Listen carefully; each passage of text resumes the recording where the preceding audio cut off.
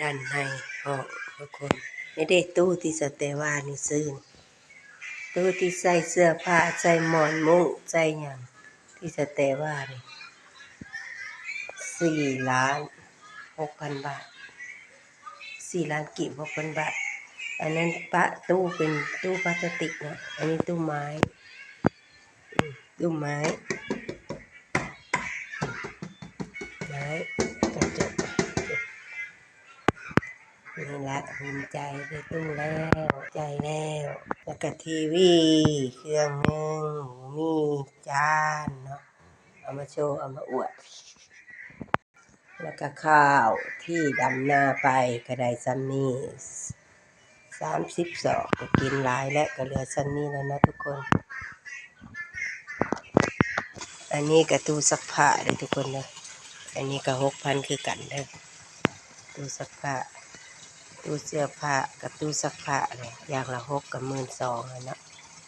นี่แหละกำลังซักเออ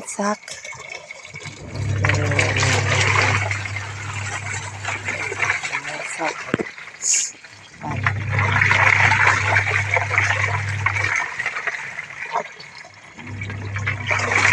ของอย่างเนาะมีของห้อยนี่แหละที่ห้อย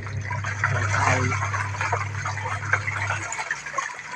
ไม่จำนี้แหละของการย่างก็ดีใจแล้วมันนับเลยนี่นะ10 กิโลหรือ18 กิโลนี่นะใหญ่น้อยกันนี่แหละตอนนี้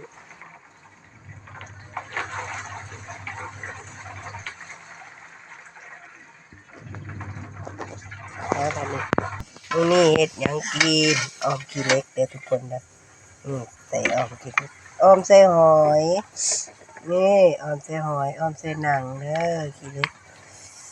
หอมบัวใส่ผักคะ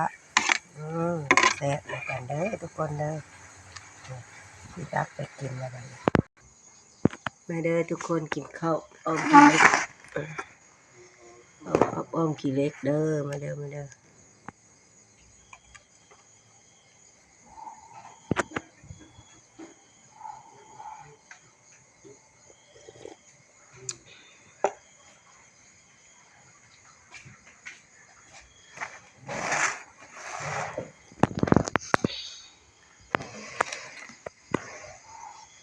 ไปกิน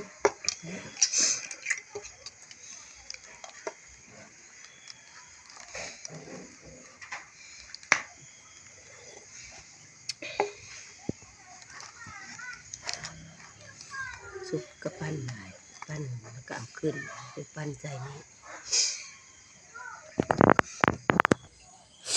มากินแซ่บหอยก็มี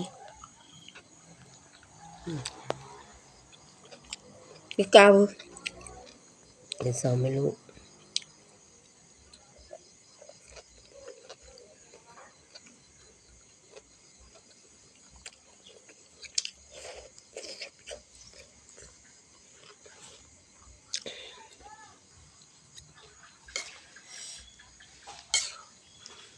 นี่แหละแกงขี้เล็กต้องแข็งๆแบบนี้ทุกคนค่อยๆไปได้ตำมุ่นหอยสิจุ๊บไปเบิ่งเด้อ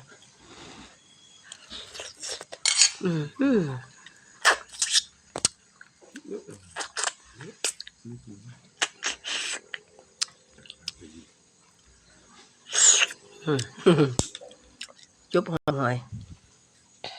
แซ่บใส่ใบผักบัวใส่หอยไข่ใส่ใบมะกรูดใส่ใบผักบัวลงตอนสุดท้ายใส่หนังใส่หอยสุดท้ายใส่สุดจ้ะใส่ผักคะเอาผักคะลงก็ปรุงเลยหอยมาอีก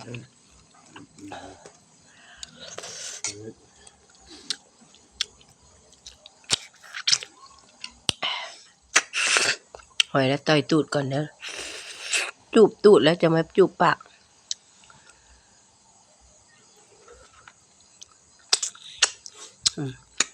น่ะ จุบปากหอยก็อยากกินแต่โดนแล้วเนี่ยจุบหอยอันนี้หนังของโปรดประโยชน์เยอะทุกคนเลยกินอาหารบ้านๆแซ่บคือเก่า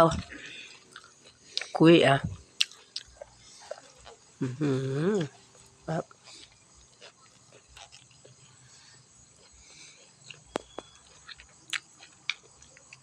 สำหรับคลิปนี้พอตอนนี้เนาะ